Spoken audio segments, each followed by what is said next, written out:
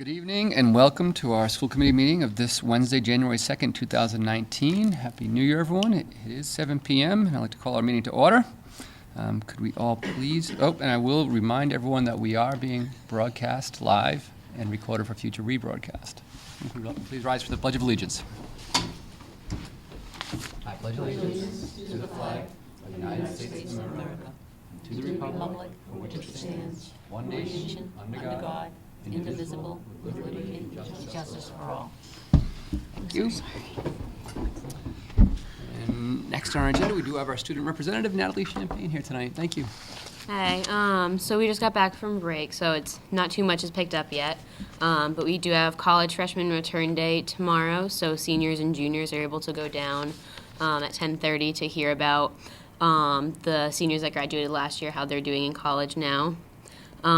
We just had our fall play with Abigail Sullivan, and Sam Massoud's doing the spring one. So auditions for that are coming up next week. Midterm exams are in 2 weeks, so we're going to start preparing for those. So busy time for students. And then NHS is going to be offering tutoring for other students after school the week leading up to midterms in case anybody has last-minute questions that they want to go to a student for or something. Our snowball dance, which is a semi-formal in the winter, is February 2nd, so that's fast approaching. And then Winter Carnival is going to be the 15th, which is a school-wide spirit day kind of fun pep rally. So that's what we have coming up. Great. So thank you. How did the holiday skits go? They went very well. I enjoyed them. I think all the students liked them as well. So And how did the Hortons do? they were awesome as always. Good. So. Okay. And if the return day is tomorrow, not Friday, I put it down on my calendar as Friday. I have it down as tomorrow. And I have it incorrect on my calendar, I'll need to correct it. Very good. Excellent. Thank you, young lady. Thank you. Thank you. Okay. We have our public comment and communications section. Seeing no one in the audience for public comment, we will skip that. Any old business anyone here would like to address? Any new business? Okay, in that case, we'll move on to our superintendent's report. Mr. Maines. Good. One thing in advance of that Natalie just reminded me of, midterm exams coming up. And Josh, I'm sure you've already reminded our students that a change in the bus policy for midterm exams, which is that we are not doing a separate run, that students will have to stay at school for the duration of the day. So, it's 3 days, it's 3 bus runs times the final exams, it's 6 bus runs that we're saving, so additional bus runs, so. And there's not a lot of students on them, so, but the students buses will run the regular time, so great time to get some community service done if a student is hanging around. So no after buses, this. but students could leave if they're driving or Right, get a ride or right. So whatever. there's a dismissal policy and so okay. forth, but that just reminded me when she brought it up, so I just want to throw that out there. Is there something in place for the kids to do if they're here? Rather than just wander the halls? We could probably come up with something, but I'm going to bet dollars to donuts that there won't be too many people hanging around. So will they need to be signed out, or can they just leave after their No, exams? they would need to have a dismissal note. We'll get all the details out. Right. They need a dismissal, in order to get out, they have to have a dismissal note. Yeah, Figure out how the to get same my as what we kid. did at final exams Right. last year. So, but just came to my mind. So the only thing that we have on the agenda tonight for superintendent's report is an update of preliminary school choice enrollment and trends. I'm going to let Ms. Keegan start, and then I've got a few little odds and ends to add to it, and hopefully we can provide the update information you're looking for. Okay, so we get this from DESE. This is preliminary for FY19. And I did give you all of the reports that they do send to us. So the top one is the school choice enrollment trends for both in and out, all the way from FY 2010 to FY 2019. Preliminary, so they will be doing an update in March. They do the October, they have an update in March. Then they have the reconciliation between DESE and DOR in June. So we really don't know until the end of the fiscal year what it finally comes out to be. And that's both on the assessment end and on the school choice tuition, which is the revenue that we receive. But as you can see, and as we know, as Kevin and I were talking about earlier, as we know, both on the school side and the town side, it has been a concern the last several years about the trend going in the, let's say, the wrong direction for both out and in, and it's been a concern for everyone, both for our revenue, but also for the assessment on the town side as well.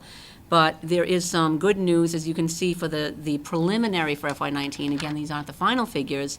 We can see it trending in the right direction again, which is really excellent. So you see, it's actually almost the same as it was in FY17. So, as you know, we were starting to do substantial cuts, beginning 16, 17, you know, in the earlier years, it takes a little time for it to catch up. But it's FY 18 and 19, as you know, that we were able to sustain all of our current staff.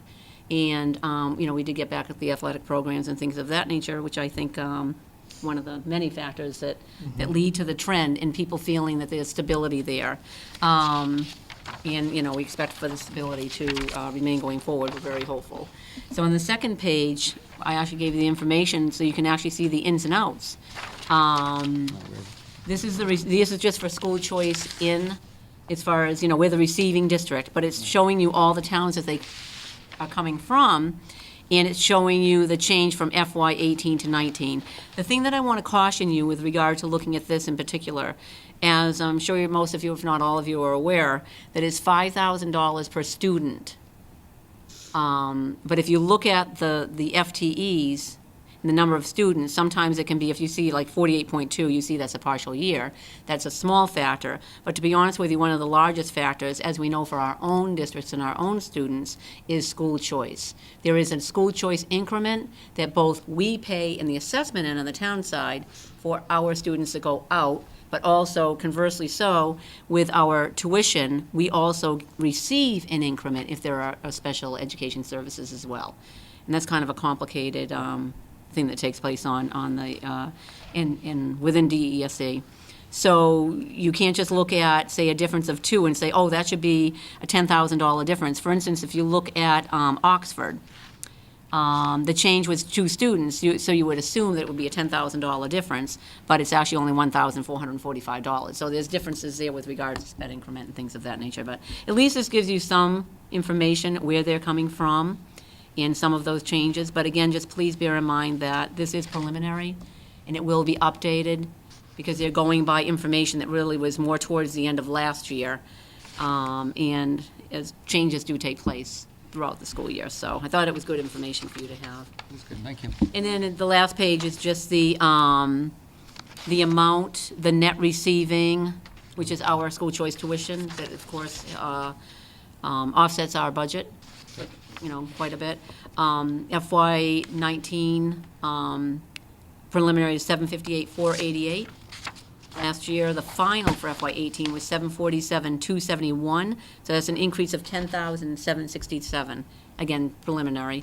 And I didn't get, I was hoping that Jean could send me, because I just couldn't find it in my office, what the final was for the assessment for FY 18, but I didn't get that. But I'm sure that 358,425 is probably a better number, I'm sure, because you can see that the trend is going in the right direction. I'm sure Kevin has more to. I just have a couple of add to things. that. If you look at the bar graph that Ms. Keegan provided you, if you look at 2016, concern at that point, if you recall the conversations, and I know that 3 of the members were at work on the boosters at the time, the concern was we saw a dip, and that was because of the shortfalls in the fundraising and the athletic programs. And so we were concerned about that, and as Ms. Keegan mentioned, we held whole in 17, the numbers came back up. The concern with the override in 18, the numbers went back down a little bit, and now the upside that we're most pleased with is the fact that we were looking to, again, get back to that number, the ratios that we had in previous years, and you know, the numbers indicate that there's confidence, renewed confidence that we're moving in the right direction, that we have programs in place, that there's a little bit more of a sense of we're continuing to move forward. But I would caution the committee, but I would also caution the general public that that is all based on, can we sustain what we've got going? And that's been the conversation that's taken place over the years in these meetings. is the sustainability of what we're doing and the continuing to make ourselves competitive. We had a meeting today with the admin, and the conversation was focused on continuing to move forward. What does it look like on that plan that we provided last year, that we presented also not only here, but at Board of Selectmen and at FinCom as well?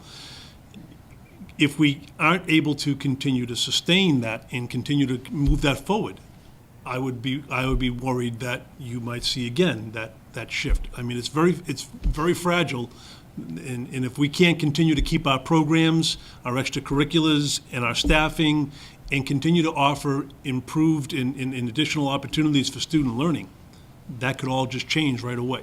So, and that's the critical piece as we get into the budget season. That is going to be the focal point for us as an admin team.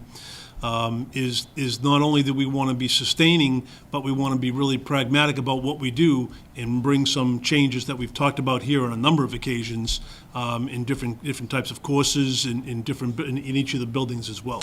And so that's our goal, and hopefully we'll be able to do that with the numbers that we end up at. But that will keep that, I believe that will keep that trend going up again, and I think we would even have more students coming into the district and even fewer going out if we can do so. But if we can't, it's suspect. And that was it that we had with the with regards to the school choice. And I don't know if Josh, if you want to add anything, but Senior, you're the only person in the audience.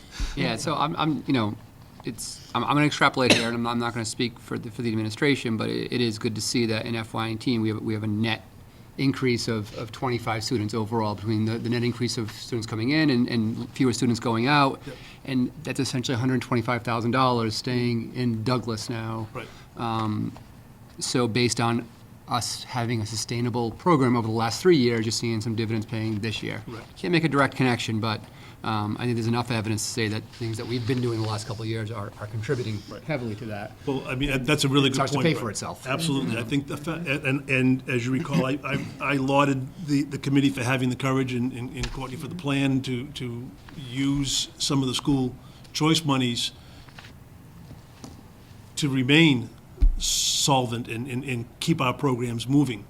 So the upside to that is that, you're right, I think that we are seeing that it was beneficial to have done so. But I think my other point is, if we you keep can't doing it, continue yeah. to do so, we'll fall right back No, into and I the think trap. that's where we need to be careful as we move forward, but it's good to know that having a sustainable program over the last 3 years has already paid some dividends. If we Yep. start enacting on some of the plans that we have prepared and things that we're looking into, you can see that get even better. And again, you can see these things start to pay for each other themselves. And even going forward, if you can maintain, if this number stays that way compared to where you were, that's $125,000 per year if nothing else Right. changes. Right. Relative to where we were in 17. So that's all, it'll build on itself. So in the conversation that we had today at the admin meeting was really around that. Wasn't about, we talked a little bit about how in previous years, perhaps we didn't provide as much detail on what those programs were going to look like, and how one position in a lower grade level has impacts on, say, something goes into the elementary school like a STEM teacher. Well, that would be great if a digital technology teacher, and then the students have a background in there that translates when they get into the middle school, and we're talking about the middle school. If we can add STEM into their electives, that then leads right into high school years, where they've now had a broad-based overview of STEM and of technology that makes them better prepared when they get to the high school, which makes the programs better. Yeah. So that's If they're having a more positive, enriching experience in middle school, they're more likely to stay in district as they move on to high school as well. So. Right. Yes. And I did ask Lauren just real quickly, the number of students, 9th grade students, 8th grade students going into 9th grade that went to BVT last year was 32, this year it was 26. So, that probably is saying to kids that, I want to stay and so forth. So the overall number, I think, is the same. It's 100, I think it's one more, 111 are in BVT right now. It was 110 last year, but that's the matriculation through the 4-year program. Yeah, But fewer kids in grade 9 going in, which I thought was good. yeah, it's good. Okay. Any other That was it. questions, comments on that? Okay. So with that, we're going to move on to our school committee and subcommittee reports, which I don't believe we have any. So we'll move on to our consent agenda, which has on the agenda our 12/19/2018 meeting minutes, but we don't have those ready yet. So we are going to move beyond that as well and get to our school business and operation managers report, please. Wow, okay. Cruising right through here. Yeah, yes. Okay, I just have a few transfers, and all of them were requested by administrators. So it's my transfer. general fund budget transfers number 6. Figured I'd get a few of those done this evening. Try to fill up the agenda a little bit. Yeah. Does anyone have any questions? I do not. Anyone else? Seems pretty straightforward. I'll make a motion to approve FY 2019 general fund budget transfers number 6, school committee meeting January 2nd, 2019. Okay, motion from Jillian. Do I have a Second. second from Lisa? Any other discussion? All those in favor? Aye. Any opposed or abstains? Seeing none. Okay, Thank you. they're approved. Just a quick question, so have we heard anything from town yet with regards to budget process or anything yet? Anything new, I guess? Well, nothing newer than, well, we just were asked to prepare a budget with a 1% increase Yep. and a budget with a 2% increase. So basically, we've asked the administrators to prepare their budget. Yep. And, you know, Yeah. well, basically a level funded budget, and then we're gonna see kind of what we can, utilize. We have a very short time frame too here, so that's part of the Yeah. problem too, which we can elaborate on. And So a level service budget. So we're gonna but- prepare a level service budget and then, But yet, when I get everything from everyone, nobody knows really what's there and what Yeah. the numbers are final until I put every Right. single thing in. Then I see what the delta is between the 1% and 2%, Yeah. 2 budget requests that he's asked for. And also, then I'll do the analysis of the circuit breaker and school choice primarily, and then the other athletic and preschool revolving funds and grants and things of that nature that Right. I always do. Okay. And then I'll, lose a couple nights' sleep, like I'm Yeah. struggling with, what do I recommend over there, it's what the use of it, because it's so early in the time frame. Okay. So we probably are gonna do basically what we've done in past years, to be honest with you, and then, like we were talking about the admin meeting today, as I stated earlier, it's school choice primarily. We don't know until we close out the books what we will have for a carryover balance, and then revenues, projected revenues and all, and typically we come back to you in the summertime Yeah. for anything that we want to do beyond that. There really isn't anything else we can do, because we're not expecting any windfall. Yeah. In circuit breaker was, we were always prudently conservative, because you never know what's coming up, and things always do. So basically, I don't see any difference, except that we're gonna be doing the 1% and 2%. There's Right. 2 budgets instead of 1. okay. But I think it's important, as I mentioned, and that's why I prefaced it in the initial conversation, was that there are still things that, and we've talked about it, prioritizing. If a 1.0 STEM teacher in the middle school is an absolute have-to-have, we still have to live within the number, but I think it's important that Brian be able to quantify why he thinks that's a priority. Right. And so that means that something else there may have to be some give in order to have that. Yeah. But we're going to build what we believe is the best budget that's going to continue to move the district forward, to Yeah. continue to keep us competitive. In some cases, that will require some teaching positions. Again, keeping in mind that we only haven't brought back teaching positions that we've cut in previous years. We're still, and we're going to be as practical and as pragmatic as possible, like we always have been. We will prioritize, and it won't be a budget, it'll be a budget built collectively, not, Yeah. by silo. We're gonna sit and we're gonna work on it together and come up with the best budget, with the focal point continuing to be, how do we can remain competitive and move forward? Thank you. Basically the same thing that we did last year. Yeah. Same Yeah, I just wanted to see if we process, got any yeah. other, further direction from town administrator and, again, that 1% or 2% nothing kind of, different. guide I will rails reach there, out to so. him. We meet again on February 6th.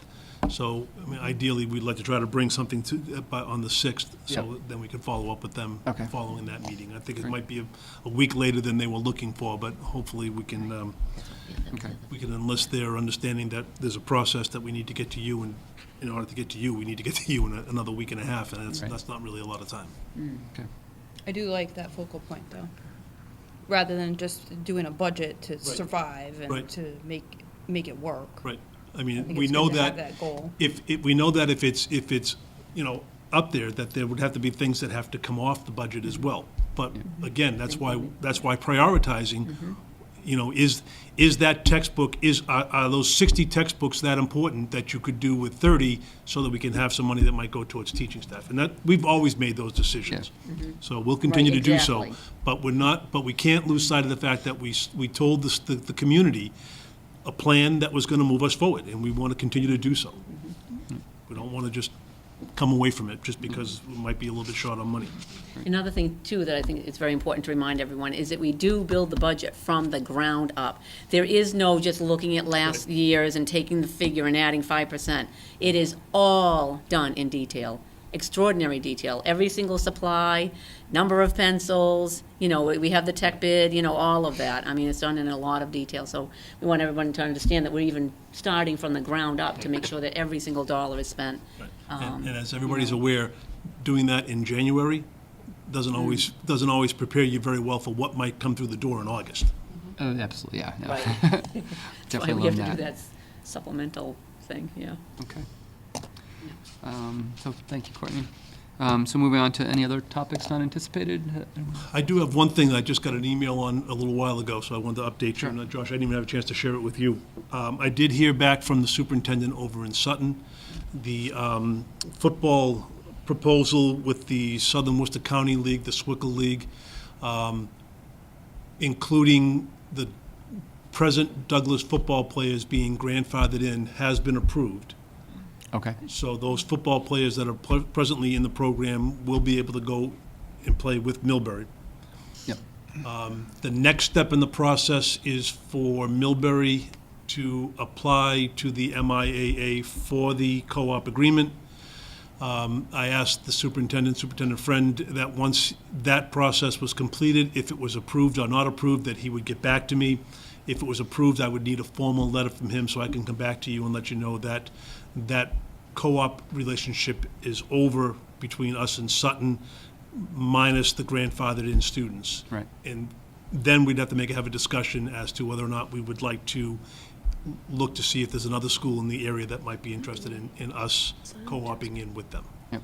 So that's the next step, and he updated me this afternoon. I got an email on it this afternoon. I wanted to update you on that.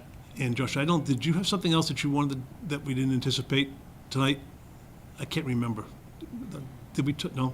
I don't think so. Okay, good. On that same thing though, Mrs. Sokol is doing a survey of, I think she's doing grades 3 through 8 to see what the football interest is. 3 so that through we 8? have numbers to go out and sell ourselves to another co-op. Okay, great. And I think that there are some viable possibilities within the geographical area. My feeling is that if we have to travel, an inordinate distance, I don't think that's necessarily worth it. Yeah, because they got to get there and they got to get back. Yep. So, but that was the only thing that was in the unanticipated. Okay, great, thank you. I just have a question. We had talked about having a public forum at the next meeting. Is that did. still? With The regards to plan? graduation dates? We, Or venue, right? venue. Oh, sorry, not dates, Well, venue, sorry, yeah, We're gonna thank you. push that off to the next year. There's just the logistics problems Oh. with celebration, graduation, everything. I don't think that we were gonna be able to marry it up this year. It wasn't available the Sunday Right. this year. So, but we did tentatively book it for Sunday in 2020. Oh, okay, That way we can kind of build the celebration, graduation piece of it, and the transportation. We had budgeted for the transportation anyway. okay. So So we're gonna host it here for this year we'll be here. class of 2019 will be here, So maybe therefore our we are at last. the and it can be public forum next okay. week. Just names Right. if you wanted to be the one that makes. I'll make the call. I always look so forward to it. I got to do that last year. Couldn't be worse than Slightly facetious. 3 years ago when it was a beautiful Slightly. day and we were indoors because it rained all around us but did not rain in Yeah. I Douglas. think that was my son's year. Yes, it I was trying to not a good bring the thing. rain back, but it's- Okay, thank you. It was still good. It's always, Good always dress. good. Just a little stressful for the organizers beforehand, that's all. Very. All right. So with that, we are going to have executive session tonight, so I'll read my little blurb. We are going to move to this executive session to discuss the strategy with respect to collective bargaining or litigation. If an open meeting may have a detrimental effect on the bargaining or litigation position of the governmental body, and to conduct such collective bargaining. So we will not return to open meeting, except for the purposes of adjourning open meeting. But with that, we need a roll call vote to go to executive session. Kelly Grady, aye. Julie Moore, aye. Brett Argyle, aye. Jillian Canaro, aye. Lisa Brown, aye. Okay, so with that, we will enter executive session.